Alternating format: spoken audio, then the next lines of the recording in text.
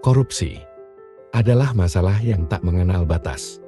Bukan hanya soal orang miskin yang berusaha mencari jalan pintas untuk bertahan hidup, tapi juga soal orang yang sudah memiliki segalanya. Mungkin bagi kita sulit membayangkan mengapa seseorang yang sudah kaya dan berkuasa masih bisa tergoda untuk melakukan korupsi. Apa yang sebenarnya ada di balik fenomena ini? Apa yang mendorong mereka?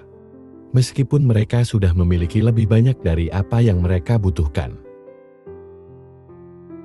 Dalam video ini, kita akan mengupas lebih dalam mengenai psikologi dan filosofi di balik tindakan korupsi, dan bagaimana ketidakpuasan serta ambisi bisa memicu seseorang untuk melakukan hal-hal yang merugikan orang lain, meski mereka sudah berada di puncak kesuksesan.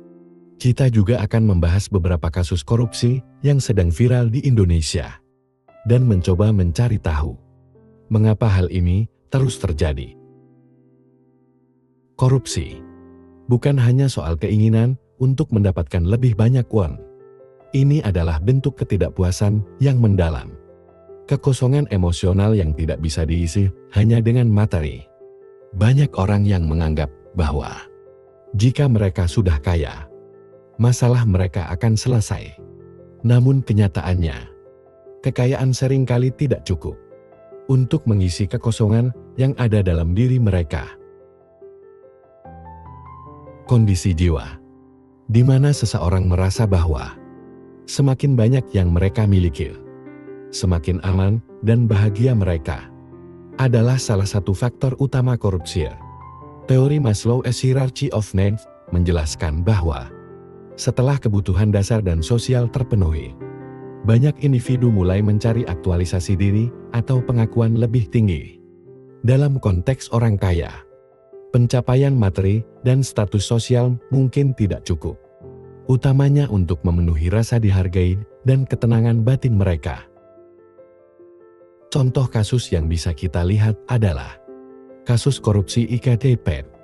Meski beberapa orang dalam kasus ini sudah sangat kaya, mereka tetap tergoda untuk mengambil uang dari proyek besar ini.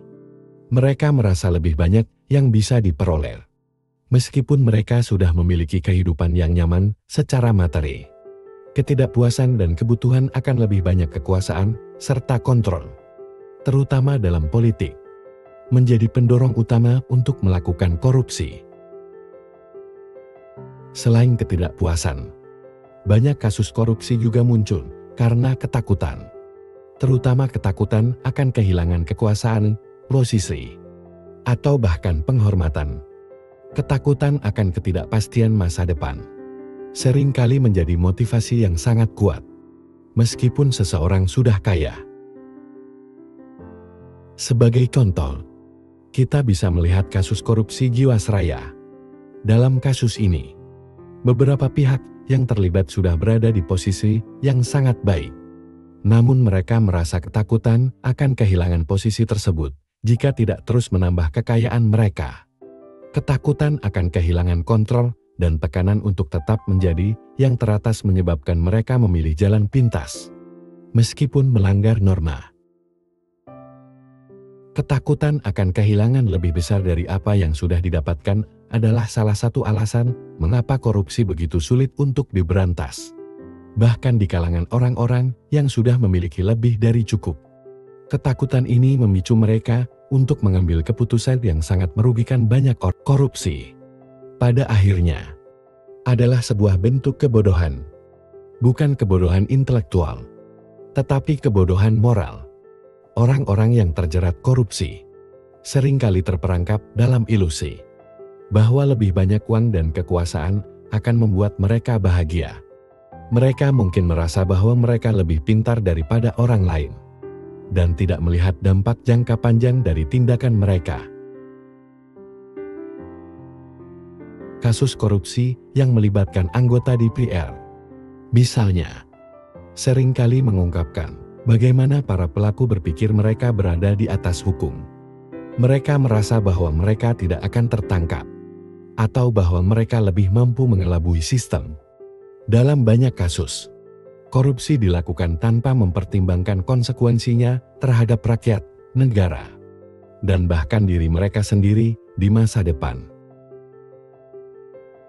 Di sisi lain, filsuf seperti Immanuel Kant berpendapat bahwa moralitas bukan hanya soal apa yang kita lakukan, tetapi juga soal niat kita. Jika seseorang melakukan korupsi karena rasa haus akan kekuasaan atau rasa tidak puas, itu adalah bentuk dari ketidakmampuan untuk melihat nilai sejati dalam kehidupan. Mereka mengabaikan nilai-nilai yang lebih luhur demi keuntungan pribadi yang sesaat. Korupsi adalah pilihan, bukan takdir. Ini adalah pilihan yang diambil oleh individu yang merasa bahwa keuntungan materi lebih penting daripada integritas. Namun, di balik setiap pilihan, ada peluang untuk berubah. Meskipun terdengar klise, setiap orang memiliki kesempatan untuk keluar dari lingkaran setan korupsi, asalkan mereka sadar dan ingin berubah. Namun, apakah kita bisa menghakimi orang kaya yang terlibat korupsi? Sebagian orang mungkin berpikir bahwa mereka tidak perlu disalahkan, karena mereka sudah memiliki segalanya. Tapi kenyataannya, korupsi adalah masalah moral yang tidak bisa ditoleransi, meskipun pelakunya adalah orang kaya dan berkuasa.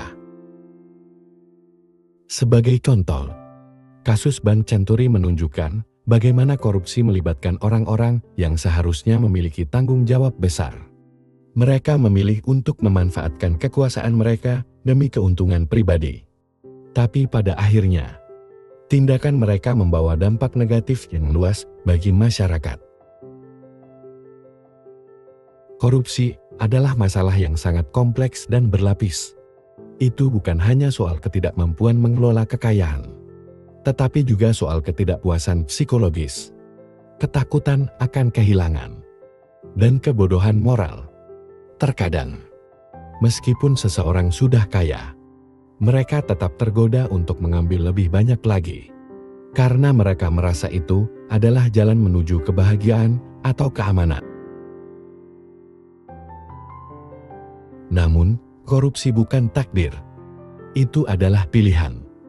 Dan kita bisa mengubahnya dengan memahami lebih dalam tentang diri kita sendiri, tentang keinginan, ketakutan, dan nilai-nilai yang kita pegang. Mengakhiri siklus korupsi berarti memulai dengan pemahaman dan perubahan dalam diri kita.